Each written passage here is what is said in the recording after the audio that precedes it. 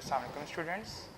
जो चैप्टर हम डिस्कस कर रहे थे वो था आपके पास चैप्टर नंबर 11, और चैप्टर नंबर 11 में जो टॉपिक हम डिस्कस कर रहे थे वो था गॉस लॉ की आपके पास एप्लीकेशंस। और दो एप्लीकेशंस हमने डिस्कस कर ली थी जिसमें लोकेशन ऑफ एक्सेस चार्ज और electric field due to infinite sheet of charge. आज हमारे पास थर्ड एप्लीकेशन है और वो जो है वो असल में सेकेंड एप्लीकेशन से ही लिंक है, और वो है electric field of intensity between two oppositely charge parallel plates. अब अगर आप इसकी सबसे पहले हेडिंग में आप देखो तो सबसे पहले हमारे पास दो प्लेट्स होंगी। दोनों प्लेट्स जो होंगी वो आपके पास यहाँ पे उनके पर जो चार्ज होगा वो भी डिफरेंट होगा, एक के ऊपर पॉजिटिव एक के ऊपर नेगेटिव, और जो उसमें दूसरी चीज़ है वो चार्ज आपके पास यहाँ पे पैरेलल होंगी, ठीक है।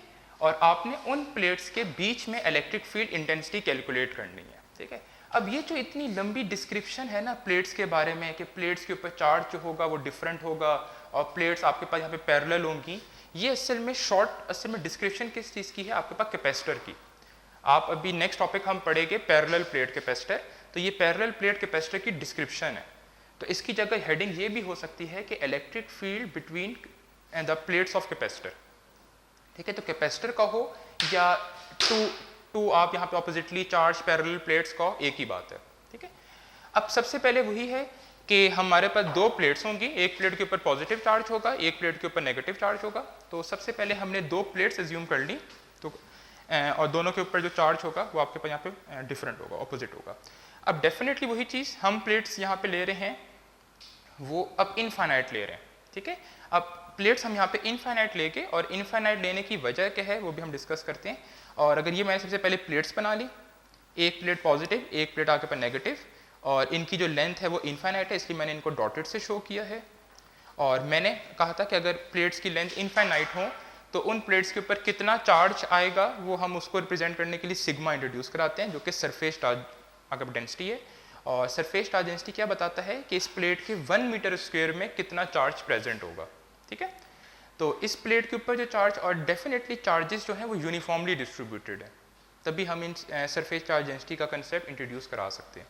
तो ऊपर प्लेट के ऊपर जो सरफेस चार्ज डेंसिटी है वो प्लस सिग्मा है, और नीचे वाली प्लेट के ऊपर जो सरफेस चार्ज डेंसिटी है वो माइनस सिग्मा है। मतलब दोनों प्लेट्स के ऊपर चार्ज जो आपके पास डेंसिटी है वो सेम है, लेकिन फ़र्क सिर्फ साइन का है, ऊपर वाली प्लेट के ऊपर पॉजिटिव और नीचे वाले के ऊपर नेगेटिव। तो यही मैंने डिस्कस किया कि the charge density of these metal plates are plus sigma and minus sigma, ठीक है। और प्लस सिग्मा और ये माइनस सिग्मा आप निकाल भी सकते हो इस चार्ज के ऊपर, इस पूरी प्लेट के ऊपर चार्ज और डिवाइडेड बाय इस पूरी प्लेट का आपके पास ए, ठीक है। अब एरिया, तो आप सरफेस चार्ज डेंसिटी इस तरह निकाल भी सकते हो। अब नेक्स्ट है कि हमने यहाँ पे प्लेट्स इनफाइनाइट क्यों ली हैं, ठीक है। अब इनफाइनाइट समझने के लिए आपको पिछले टॉपिक में थोड़ा सा हेल्प होगी, इलेक्ट्रिक फील्ड बिटवीन, हमने ये चीज़ पहले भी डिस्कस की थी लेकिन वहाँ पे सिर्फ हमने अब थ्योरी में डिस्कस की थी, फार्मूला डिराइव नहीं किया था। और वहाँ पे हमने ये कहा था कि अगर हम कैपेसिटर की प्लेट्स या दो मेटल प्लेट्स इनफाइनाइट ना लें तो उनके एजेस पे इलेक्ट्रिक फील्ड जो होती है वो कर्व हो जाती है या बल्क आउट कर रही होती है, मतलब नॉन यूनिफॉर्म होती है। उस चीज़ को यहाँ पे निगलेक्ट करने के लिए हम प्लेट्स की लेंथ ही इनफाइनाइट ले लेते हैं। और इनफाइनाइट क्यों लेते हैं, अगर इनफाइनाइट प्लेट होगी तो उसके एजेस ही नहीं होंगे, जब एजेस नहीं होगी तो वो जो एजेस पे जो इलेक्ट्रिक फील्ड जो बल्क हो रही होती है नॉन यूनिफॉर्म, उसको फ्रिंजिंग इफेक्ट कहते हैं या एज इफेक्ट कहते हैं, ठीक है। तो हम इलेक्ट्रिक फील्ड की प्लेट्स की लेंथ इनफाइनाइट ले लेते हैं ताकि वो एज इफेक्ट या फ्रिंजिंग इफेक्ट आए ही ना, ठीक है। तो यही आप कहोगे कि the length of these plates are, उनको हम क्या एज्यूम कर रहे हैं इनफाइनाइट। और क्यों इनफाइनाइट एज्यूम कर रहे हैं, in order to avoid fringing effect या एज इफेक्ट, ठीक है। फ्रिंजिंग इफेक्ट या एज इफेक्ट मजीद अगर आपको डिटेल में देखना हो तो आप इलेक्ट्रिक फील्ड वाला टॉपिक देख सकते हो। उसके बाद ये तो असल में डिस्क्रिप्शन हो गई, फिर मैंने इसी की डायग्राम बना ली। यहाँ पे हमें पता है इलेक्ट्रिक फील्ड जो होती है हमेशा हाई पोटेंशियल से लो पोटेंशियल, मतलब असल में पॉजिटिव से निकलती हैं और नेगेटिव पे जाकर टर्मिनेट होती हैं। तो ये मैंने डायरेक्शन इलेक्ट्रिक फील्ड बना ली। अब अगर आपको एक चीज़ याद हो, हमने ये कहा था कि अगर इन प्लेट्स के दरमियान डिस्टेंस कम हो, मतलब ये प्लेट्स बहुत ज़्यादा एक दूसरे के आपके पास क्लोजली स्पेस्ड हों, और अगर ये आपके पास क्लोजली आपके पास स्पेस्ड हों प्लेट्स, और ये प्लेट्स जो हों आपके पास यहाँ पे पैरेलल हों, तो इन प्लेट्स के दरमियान जो इलेक्ट्रिक फील्ड होती है वो यूनिफॉर्म होती है, ठीक है। और यूनिफॉर्म इलेक्ट्रिक फील्ड का मतलब होता है कि हर जगह इलेक्ट्रिक फील्ड की जो वैल्यू है वो कांस्टेंट है। और डायग्राम में उसको किस तरह शो करते हैं, डायग्राम में आप इस तरह शो करोगे कि जो इलेक्ट्रिक फील्ड लाइंस बनाओगे वो इक्वली स्पेस्ड बनाओगे, क्योंकि equally spaced electric field lines show करती हैं कि यहाँ पे इलेक्ट्रिक फील्ड जो है वो यूनिफॉर्म है। ठीक है, इसी क्वेश्चन के ये जो मैंने आपको बात बताई है, इसी में उस चीज़ का आंसर है जो कि आपसे मैंने लास्ट लेक्चर में पूछा था कि इनफाइनाइट शीट की वजह से अगर हम किसी पॉइंट पे इलेक्ट्रिक फील्ड निकालें तो वो डिस्टेंस पे डिपेंड क्यों नहीं कर रही, क्योंकि अगर आप इनफाइनाइट शीट की वजह से इलेक्ट्रिक फील्ड देखो तो वो यूनिफॉर्म होती है, मतलब electric field lines equally spaced होती हैं। इसलिए अगर आप किसी भी पॉइंट पे निकालो तो हर पॉइंट पे इलेक्ट्रिक फील्ड सेम आएगी, वो डिस्टेंस डिपेंडेंट नहीं है। तो यही मैंने लिखा कि प्लेट्स जो हैं एक तो क्लोजली स्पेस्ड हैं और एक पैरेलल हैं, उसकी वजह से जो इलेक्ट्रिक फील्ड होगी वो यूनिफॉर्म होगी, मतलब हर जगह सेम होगी, इक्वल होगी। और दूसरी चीज़ electric field normal to plates है, और नॉर्मल का मतलब कि वो जो इलेक्ट्रिक फील्ड लाइंस हैं वो उस प्लेट के साथ 90 का एंगल बनाती हैं। तो अगर आप इस डायग्राम में देखो भी तो, और ये भी हमने कहा था कि कोई भी इलेक्ट्रिक फील्ड लाइन हमेशा मेटल प्लेट के साथ 90 का एंगल बनाती है, परपेंडिकुलर होती है। तो ये तो असल में डिस्क्रिप्शन हो गई टॉपिक की। ठीक है, अब हम आते हैं कि हमने इलेक्ट्रिक फील्ड निकालनी है। ठीक है, और इलेक्ट्रिक फील्ड जो निकालनी है वो बाहर कहीं नहीं निकालनी, इन बिटवीन द प्लेट्स। तो सबसे पहले जो गॉस लॉ के कुछ स्टेप्स होते हैं, सबसे पहला स्टेप होता है कि आपने जिस पॉइंट पे इलेक्ट्रिक फील्ड निकालनी है वो पॉइंट आप यहाँ पे लोकेट करो, उसको पॉइंट को P नाम दे दो, और P पॉइंट वो होता है जिस पॉइंट पे हम इलेक्ट्रिक फील्ड निकालना चाह रहे हैं। ठीक है, उसके बाद हम गॉसियन सरफेस ड्रॉ करते हैं जो कि उस पॉइंट में से लाजमी पास हो, और लास्ट स्टेप ये होता है कि पहले हम इलेक्ट्रिक फ्लक्स जो है बाय डेफिनेशन निकालते हैं, फिर हम गॉस लॉ की मदद से दोनों को कंपेयर करके इलेक्ट्रिक फील्ड कैलकुलेट करते हैं। तो यहाँ पे वही स्टेप्स किए हैं। सबसे पहले मैंने ये कहा कि we have to calculate electric field यहाँ पे intensity at point in between the plates. तो ये जो मैंने एक पॉइंट ले लिया, पॉइंट P, और ये पॉइंट इन प्लेट्स के बीच में कहीं पे भी हो सकता है। ठीक है, ये पॉइंट इस प्लेट के करीब भी हो सकता है, इस प्लेट के करीब भी हो सकता है, सेंटर में भी हो सकता है, तो आप कहीं पे भी ले सकते हो। और कहीं पे भी क्यों ले सकते हो, क्योंकि प्लेट्स के दरमियान इलेक्ट्रिक फील्ड यूनिफॉर्म है। जो आंसर इस पॉइंट पे आएगा वही आंसर किसी और पॉइंट पे भी वही आएगा। ठीक है, फिर नेक्स्ट स्टेप होता था कि गॉसियन सरफेस ड्रॉ करते थे, और गॉसियन सरफेस का डेफिनेटली जो शेप लेनी है वो मैं एक लेक्चर सेपरेट बनाऊंगा, जिसमें मैं आपको डिस्कस करूंगा कि गॉसियन सरफेस जो है वो किस तरह चूज करते हैं। तो यहाँ जो गॉसियन सरफेस ले रहे हैं वो बॉक्स की फॉर्म में। अब बॉक्स जो है वो क्यूब की तरह ही होगा आपके पास। ठीक है, अब क्यूब मतलब मैंने नेक्स्ट पे आगे आपको डिस्कस भी किया है। ठीक है, अब मैंने कहा कि क्यूब अगर आप देखो तो क्यूब के जो फेसेस होते हैं, क्यूब के जो साइड्स होते हैं, जिस तरह अगर आप इस डस्टर को, ये ऐसी क्यूब तो नहीं है, ये आपके पास यहाँ पे क्यूबाइड है, लेकिन अगर आप इस डस्टर को देखो तो इसकी फेसेस आप देखो तो 6 फेसेस होती हैं। ठीक है, अगर आप इसको इस तरीके से देखो, ये जो ग्रीन साइड्स हैं 1 2,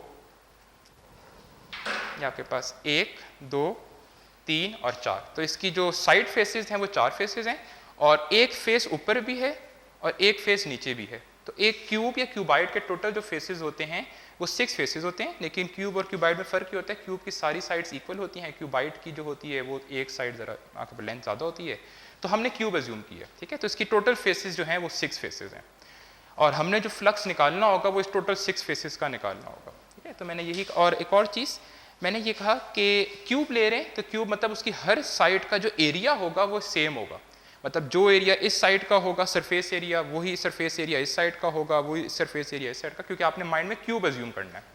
ठीक है, तो मैंने यही कहा कि हमने एक बॉक्स ले लिया क्यूब की फॉर्म में, और ए जो है उसका surface area of each side of box. ठीक है, उसके बाद हम नेक्स्ट क्या करेंगे, उस गॉसियन सरफेस जो हमने बॉक्स की फॉर्म में लिया है उसका इलेक्ट्रिक फ्लक्स कैलकुलेट करेंगे। ठीक है, अब सबसे पहले ये, अब आप जरा इस डायग्राम पे अगर आप आओ तो डायग्राम में अगर आप एक चीज देखो तो ये मैंने क्यूब ड्रॉ कर लिया। ठीक है, अब थोड़ा सा आपने अपने माइंड में इस चीज को अब इमेजिन करना है, एक क्यूब है आपके पास और उस क्यूब के आपने नॉर्मल ड्रॉ करने हैं। ठीक है, सबसे पहले नॉर्मल ड्रॉ कर रहे हैं उसकी साइड फेसिस के। अगर आप अब इसी चीज को अगर आप क्यूब एज्यूम करो और हमने नॉर्मल ड्रॉ करने एरिया वेक्टर, तो सबसे पहले ये साइड में ले रहा हूं। ठीक है, इस साइड का अगर आप नॉर्मल ड्रॉ करोगे तो वो इस तरह होगा। ठीक है, इस साइड का अगर मैं नॉर्मल कहूं तो इस साइड का नॉर्मल इस तरह होगा, इस साइड का नॉर्मल इस तरह, क्योंकि नॉर्मल्स हमेशा हम आउटसाइड लेते हैं। ठीक है, तो इस साइड का नॉर्मल इस तरह, और एक साइड ये भी है जो कि मेरी तरफ है, इसका नॉर्मल इस तरह होगा। ठीक है, और ऊपर वाली जो सरफेस है ये वाली, इसका नॉर्मल इस तरह, और नीचे वाली जो सरफेस है इसका नॉर्मल इस तरह। ठीक है, तो 6 फेसेस हैं और 6 ही नॉर्मल बनेंगे। ठीक है, तो इस डायग्राम में मैंने शो भी किया है।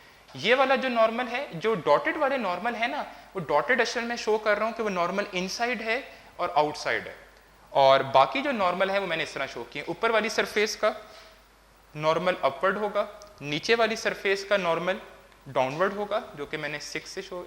इन तमाम फेसेस को मैंने नाम दिए हुए हैं, ठीक है, 1 2 3 और टोटल 6 हो गए। नीचे वाली जो सरफेस का नॉर्मल डाउनवर्ड इस तरह, ठीक है, और जो साइड फेसेस हैं इस तरह, ये वाली फेस का नॉर्मल इस तरह जो कि 2 से शो किया हुआ है, इस वाली सरफेस का नॉर्मल इस तरह जो कि 1 से शो किया हुआ है। अब ये वाली सरफेस, इसका नॉर्मल इस तरह बाहर की तरफ होगा, उसको मैंने 4 से और डॉटेड से शो किया हुआ है, ठीक है। फिर एक सरफेस ये वाली भी है, एक सरफेस ये वाली भी है जो कि मेरी तरफ पॉइंट आउट कर रही है, उसका नॉर्मल इस तरह अंदर की तरफ होगा, उसको मैंने 3 से शो किया हुआ है, ठीक है। तो 6 फेसेस और 6 नॉर्मल। अब हो क्या रहा है, अब इसको मैं क्यूब को मैंने बना लिया इधर, क्योंकि हमने ये कहा था ना कि हमेशा इलेक्ट्रिक फील्ड जो बनाते हैं वो हमेशा हम इधर बनाएंगे, ड्रॉ करेंगे, ठीक है। अब देखो इलेक्ट्रिक फील्ड जो ये गॉसियन सरफेस है इसको मैंने स्क्वायर की तरह बनाया है, क्योंकि उस डायग्राम में जो है वो मैं 3D सरफेस इंट्रोड्यूस कराना नहीं चाह रहा, क्योंकि वो काफ़ी कॉम्प्लेक्स हो जाएगा। और उसने बुक में भी डायग्राम में वो उसने जो है 3D सरफेस को ड्रॉ नहीं किया, उसने जो है इसकी आसान रिप्रेजेंटेशन स्क्वायर की फॉर्म में, क्योंकि क्यूब जो है तो है वो 2 डायमेंशनल में स्क्वायर ही रिप्रेजेंट कर रहा होता है, तो मैंने ये ड्रॉ कर लिया। लेकिन आपके माइंड में हो कि असल में ये क्यूब रखा हुआ है, कि 2 प्लेट्स हैं, आप इस तरह ज्यूम कर लो कि 2 प्लेट्स हैं इस तरह, ठीक है, और उनके बीच में आपने इस तरह क्यूब रखा हुआ है ये, ठीक है। अच्छा, तो अब 6 इसके फेसेस हैं, तो मुझे हर फेस का फ्लक्स निकालना है, तो मैंने उसको नाम दे दिया फ्लक्स 1 से लेके फ्लक्स 6। अब आप एक चीज नोटिस करो, 1 से लेकर 4 तक, 1 2 3 4, ये सारी इस क्यूब की साइड फेसेस हैं, ठीक है, ये सारी इस क्यूब की साइड फेसेस हैं। तो इन ये जो 1 से लेकर जो 4 तक था ना, इसको मैंने नाम दे दिया फ्लक्स थ्रू साइड फेसेस, और फ्लक्स थ्रू साइड फेसेस असल में इन सब के बराबर है, flux 1 plus flux 2 flux 3 plus flux 4। Flux 5 जो है, ये जो 5 जो है मैं ऊपर वाली सरफेस को कह रहा था, तो उसको मैंने नाम दे दिया फ्लक्स थ्रू अपर सरफेस, ये असल में फ्लक्स थ्रू 5 है। और नीचे वाली सरफेस को जो मैंने नाम दिया हुआ है, ये जो नीचे वाली सरफेस है इसको मैंने नाम दिया हुआ है 6, तो उसको मैंने लिख दिया फ्लक्स थ्रू लोअर सरफेस, तो ये असल में फ्लक्स 6 है। अब इन सबको मैंने एक नाम क्यों दिया, वो मैंने क्यों नाम दिया, क्योंकि इन सब का फ्लक्स मैं किसी एक का फ्लक्स कैलकुलेट करूंगा और वही रिजल्ट मैं बाकियों के लिए यूज करूंगा, ठीक है। अब आप जरा इस चीज को समझो, देखो ये जो हमारे पास साइड फेसेस हैं, ये जो हमारे पास साइड फेसेस हैं, अब आप माइंड में आपने रखना है कि electric field top to bottom जा रही है, मतलब पॉजिटिव से नेगेटिव की तरफ जा रही है। अगर आप इन साइड फेसेस के नॉर्मल देखो, सबसे पहले अगर आप इस साइड फेस का नॉर्मल देखो, तो इसका नॉर्मल इस तरह है बाहर की तरफ, ठीक है, और इलेक्ट्रिक फील्ड किस तरह है, टॉप टू बॉटम, तो electric field top to bottom इस तरह है, और ये जो साइड है ये इस तरह है। अब अगर आप इन दोनों के दरमियान एंगल देखो तो ये 90 बन रहा है, ठीक है, तो फ्लक्स क्या होगा, 0 होगा। इसी तरह अगर आप इस साइड का देखो नॉर्मल, तो इस साइड का नॉर्मल इस तरह, इलेक्ट्रिक फील्ड लाइन तो वही है टॉप टू बॉटम, तो इस साइड का भी जो नॉर्मल बन रहा है 90 बन रहा है। इसी तरह इस साइड का भी नॉर्मल इस तरह, और इलेक्ट्रिक फील्ड लाइन इस तरह, तो इस साइड का भी नॉर्मल जो एंगल बन रहा है 90 बन रहा है। इसी तरह जो साइड मेरी तरफ है उसका भी नॉर्मल इस तरह, और इलेक्ट्रिक फील्ड लाइन इस तरह, तो इसका भी एंगल 90 बन रहा है। और फ्लक्स के फॉर्मूले में हम यूज करते हैं E cos थीटा, जब थीटा 90 पुट करेंगे तो इन सारी साइड फेसेस का जो फ्लक्स है वो 0 आएगा, ठीक है। तो इस चीज को लिखने के वही 2 तरीके हैं, या तो आप ये कह सकते हो कि ये सारी साइड फेसेस इलेक्ट्रिक फील्ड के पैरेलल हैं, या इन सारी साइड फेसेस के जो नॉर्मल हैं वो इलेक्ट्रिक फील्ड के साथ परपेंडिकुलर हैं। ये आपको मैंने लास्ट टाइम डिस्कस भी किया था कि दोनों बातें इक्वलेंट सेम हैं, लेकिन बुक में ज़्यादातर वो नॉर्मल का डिस्कस नहीं कर रहा होता, सरफेस का डिस्कस कर रहा होता है। लेकिन मैं नॉर्मल क्यों बताता हूँ, क्योंकि थीटा असल में इलेक्ट्रिक फील्ड और उस सरफेस के नॉर्मल के बीच में होता है। तो मैंने यही लिखा कि साइड सरफेसेस या एक तो इलेक्ट्रिक फील्ड के पैरेलल हैं, या इसी बात को कहने का एक और तरीका है कि साइड सरफेसेस जो हैं उनके जो नॉर्मल हैं वो इलेक्ट्रिक फील्ड के साथ परपेंडिकुलर हैं। तो ये 2 बातें, या तो आप ये कह दो कि इलेक्ट्रिक फील्ड के साथ पैरेलल है उनकी सरफेसेस, या आप ये कह दो कि जो साइड सरफेसेस के नॉर्मल हैं वो इलेक्ट्रिक फील्ड के साथ परपेंडिकुलर है, ठीक है। तो मैंने साइड सरफेसेस का फॉर्मूला यूज कर लिया, वो है E cos थीटा, और उनके जो नॉर्मल हैं वो इलेक्ट्रिक फील्ड के साथ परपेंडिकुलर हैं, तो थीटा 90, cos 90 कितना होता है 0, तो साइड सरफेसेस का फ्लक्स आ गया 0। अब साइड सरफेसेस का फ्लक्स का जीरो मतलब है कि फ्लक्स 1 भी जीरो, फ्लक्स 2 भी जीरो, फ्लक्स 3 भी जीरो, फ्लक्स 4 भी जीरो। इसीलिए मैंने इन सबको सेपरेट कैलकुलेट नहीं किया। आप चाहो तो इन सबको सेपरेट कैलकुलेट भी कर सकते हो। आप कह सकते हो flux through side 1, face 1, face 2, face 3, face 4, और सब में आप 90-90 एंगल पुट करोगे और सब सरफेसेस का जो फ्लक्स आएगा वो जीरो आएगा, और ये सारी साइड सरफेसेस हैं। अभी हमने टॉप और बॉटम का कैलकुलेट नहीं किया। अब हम कैलकुलेट करेंगे टॉप सरफेस का। अच्छा, अब कुछ क्वेश्चन जो स्टूडेंट्स के माइंड में आते हैं वो ये आता है कि सर ये हमने गॉसियन सरफेस बनाई तो, लेकिन इसकी अपर सरफेस को हमने ऊपर क्यों लिया? हम गॉसियन सरफेस यूं भी तो बना सकते थे, इस तरह करके, और डेफिनेटली गॉसियन सरफेस आप डॉटेड में बनाओगे, वो मैंने इस चीज़ का इधर ध्यान नहीं रखा, लेकिन आप गॉसियन सरफेस इधर डॉटेड में बनाओगे क्योंकि वो आपके पास यहाँ पे इमेजिनरी सरफेस होती है। तो मैंने गॉसियन सरफेस इस तरह क्यों बनाई? मुझे इसकी एक सरफेस को स्प्लिट के अंदर क्यों रखना पड़ा? देखो, हमेशा गॉसियन सरफेस को आपने इस तरह ड्रॉ करना होता है कि उसके अंदर कुछ ना कुछ चार्ज इनक्लोज्ड हो। अगर आप इसको इस तरह ड्रॉ करोगे ना, तो चार्ज तो प्लेट्स पे प्रेजेंट है, तो गॉसियन सरफेस तो बीच में है, इस गॉसियन सरफेस के अंदर तो कोई चार्ज इंक्लूड नहीं हो रहा। इसी तरह लास्ट टाइम भी जो हमने किया था, वो जब हम ड्रॉ कर रहे थे आपके पास सिलेंड्रिकल गॉसियन सरफेस, तो हमने उस गॉसियन सरफेस को, सिलेंड्रिकल गॉसियन सरफेस को उस पेच में से गुजारा था ताकि उस गॉसियन सरफेस के अंदर कुछ ना कुछ चार्ज इनक्लोज्ड आए, ताकि जब उस पर गॉस लॉ लगाएं तो फ्लक्स का आंसर आए, क्योंकि गॉस लॉ ये कहता है कि फ्लक्स चार्ज इनक्लोज पे डिपेंड करता है। ठीक है, तो ये पॉइंट आपने याद रखना है।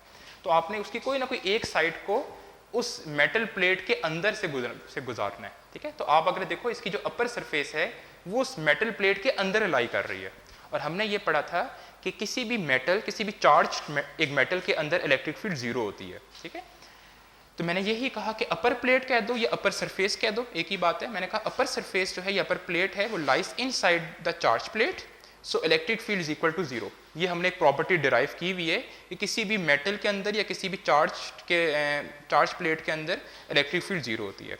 तो अपर सरफेस पे भी मैंने फ्लक्स का फॉर्मूला ई ए कॉस थीटा यूज़ किया, लेकिन यहाँ पे जो ई है वो जीरो है, अपर प्लेट के इलेक्ट्रिक में जीरो है, तो ई जीरो हुआ तो पूरी अपर सरफेस का फ्लक्स जो आ गया जीरो आ गया। ठीक है, अच्छा, अब जो एक सरफेस बच गई वो डाउन सरफेस बन गई।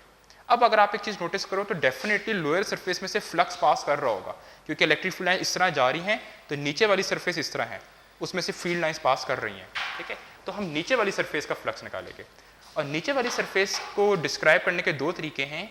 या तो आप ये कह सकते हो कि नीचे वाली सरफेस जो है वो इलेक्ट्रिक फील्ड के परपेंडिकुलर है, या आप ये कह सकते हो कि नीचे वाली सरफेस का जो नॉर्मल है वो इलेक्ट्रिक फील्ड लाइंस के साथ पैरेलल है। ठीक है, तो या तो आप ये कह सकते हो कि इलेक्ट्रिक फील्ड जो है उस सरफेस के परपेंडिकुलर या उसका नॉर्मल इलेक्ट्रिक फील्ड के साथ पैरेलल। तो यही मैंने दो तरीके कह दिए।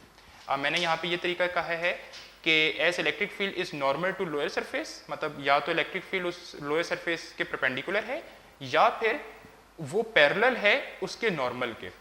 ठीक है, वही दो तरीके। तो अब फ्लक्स का फॉर्मूला यूज किया ई ए कॉस थीटा, और यहाँ पे थीटा पुट किया जीरो, और क्योंकि इलेक्ट्रिक फील्ड और जो लोअर सरफेस का नॉर्मल है वो दोनों आपस में पैरेलल है, तो थीटा जीरो पुट किया तो कॉस जीरो 1, तो ई आ गया। ठीक है, अच्छा, ऊपर शायद आपको कंफ्यूजन हो रही हो कि यहाँ नॉर्मल है, यहाँ पे नॉर्मल से मतलब है परपेंडिकुलर। ठीक है, और ये जो मैंने नॉर्मल वर्ड यूज किया है, ये नॉर्मल यूज किया है वो डायरेक्शन वाला, कि उस सरफेस के जो नॉर्मल मतलब उस सरफेस की जो डायरेक्शन है। ठीक है, अच्छा, तो लोअर सरफेस का फ्लक्स आ गया जीरो। अब इस इक्वेशन को हमने 1 नाम दे दिया, जिसमें साइड सरफेसेस, अपर सरफेस और लोअर सरफेस का फ्लक्स ऐड कर रहे थे, तो हमने सबका फ्लक्स ऐड कर दिया। ठीक है, और क्योंकि साइड सरफेसेस और अपर सरफेस का फ्लक्स 0 0 आया था, लेकिन लोअर सरफेस का फ्लक्स ई ए आया था, तो 0 0 और ये ई ए, टोटल फ्लक्स ई ए आ गया इस पूरी गॉसियन सरफेस का, जो कि क्यूब की शेप में थी।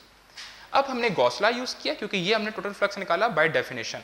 अब हम टोटल फ्लक्स निकालेंगे गॉस लॉ से, और गॉस लॉ ये कहता है कि टोटल फ्लक्स इसके बराबर है उस गॉसियन सरफेस के अंदर चार्ज कितना इनक्लोज्ड है divided by permittivity of free space, क्योंकि हम प्लेट्स के बीच में जो मीडियम ले रहे हैं वो फ्री स्पेस एज्यूम कर रहे हैं। अब आप देखो दोनों की लेफ्ट हैंड साइड पर टोटल फ्लक्स है, तो दोनों को कंपेयर कर लो, इसको 2 और 3 नाम दे दिया, कंपेयरिंग 2 and 3, तो लेफ्ट हैंड साइड इक्वल है तो राइट हैंड साइड भी इक्वल होगी। ठीक है, अब क्या हुआ, हमने कहा कि इस गॉसियन सरफेस के अंदर चार्ज कितना है। देखो अब असल में अपर सरफेस का जो एरिया है वो ए है, ठीक है। तो इस गॉसियन सरफेस के अंदर जो चार्ज इनक्लोज्ड होगा वो क्या होगा, जितना चार्ज इस बॉक्स के अंदर इनक्लोज्ड है। और बॉक्स के अंदर चार्ज निकालने का फॉर्मूला क्या होगा, ये चीज हमने पढ़ी थी कि sigma is equal to q over ए।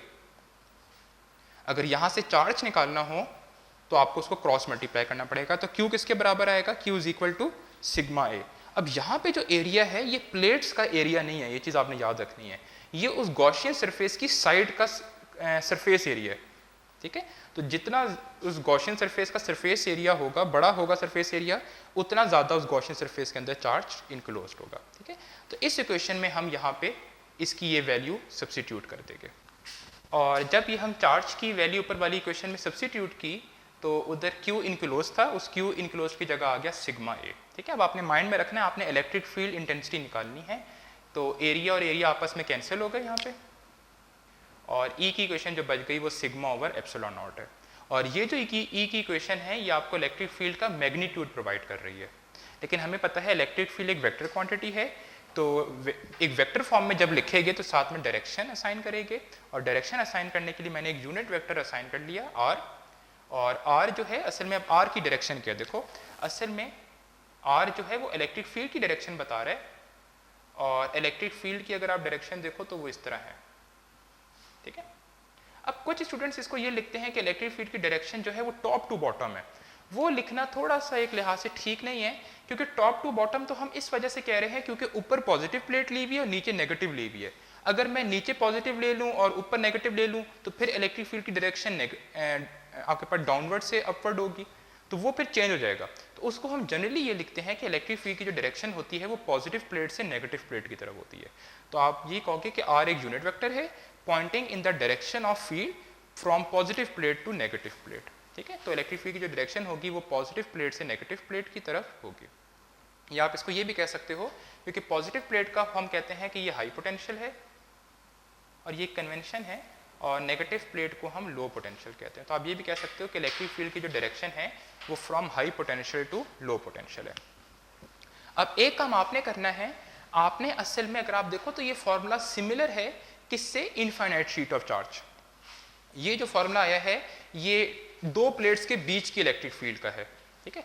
अब इसी चीज को अगर आप देखो, जिस तरह अगर मैं कहूँ ये वो पॉइंट है जिस पॉइंट में मुझे इलेक्ट्रिक फील्ड निकालनी है, इसी पूरी डेरिवेशन को करने का एक शॉर्टकट तरीका भी है जो कि आपने करना नहीं है लेकिन आप इंट्यूटिवली उसको सोच सकते हो। इसी पॉइंट में मुझे इलेक्ट्रिक फील्ड निकालनी है, तो इसी पॉइंट पे मैं इलेक्ट्रिक फील्ड सुपरपोजिशन प्रिंसिपल से भी निकाल सकता हूँ। सुपरपोजिशन मतलब मैं पहले इस पॉइंट पे इलेक्ट्रिक फील्ड निकालूंगा ड्यू टू दिस प्लेट, और फिर मैं इस पॉइंट पे निकालूंगा electric field due to this plate, और दोनों को मैं ऐड कर दूंगा, ठीक है। और जब मैं इस पॉइंट पे इलेक्ट्रिक फील्ड्स निकाल रहा हूँ तो मैं इन प्लेट्स को जो मैं अज्यूम करूँगा ये शीट की तरह अज्यूम करूँगा। तो इस पॉइंट पे जो प्लेट आया, इस पॉइंट पे जो इलेक्ट्रिक फील्ड की डायरेक्शन आएगी ड्यू टू पॉजिटिव प्लेट वो आएगी सिग्मा ओवर 2 एप्सिलॉन नॉट, ये इनफाइनाइट शीट का फॉर्मूला है, और नेगेटिव प्लेट की वजह से आएगी सिग्मा ओवर 2 एप्सिलॉन नॉट, क्योंकि दोनों की डायरेक्शन सेम है, दोनों डाउनवर्ड पॉइंटेड, तो दोनों ऐड हो जाएंगी, और दोनों को जब आप ऐड करोगे तो ये आ जाएगा 2 सिग्मा ओवर 2 एप्सिलॉन नॉट, 2 और 2 कैंसिल हो गए तो सिग्मा ओवर एप्सिलॉन नॉट। तो यही चीज़ आप इस तरीके से सुपरपोजिशन प्रिंसिपल से भी प्रूव कर सकते हो। और एक काम आप लोगों ने और भी करना है, आपने कंपेयर करनी है electric field due to infinite sheet और electric field due to two oppositely charge parallel plates. आपने ये देखना है कौन सी इलेक्ट्रिक फील्ड ज़्यादा है कौन सी कम है, और दोनों को कंपेयर करना है, ठीक है। और आप ये देखोगे कि electric field due to oppositely charged plates जो होती है वो ट्वाइस होती है as compare to infinite sheet, ठीक है। कोई प्रॉब्लम हो तो नीचे कमेंट बॉक्स में लाजमी बताइएगा। Thank you.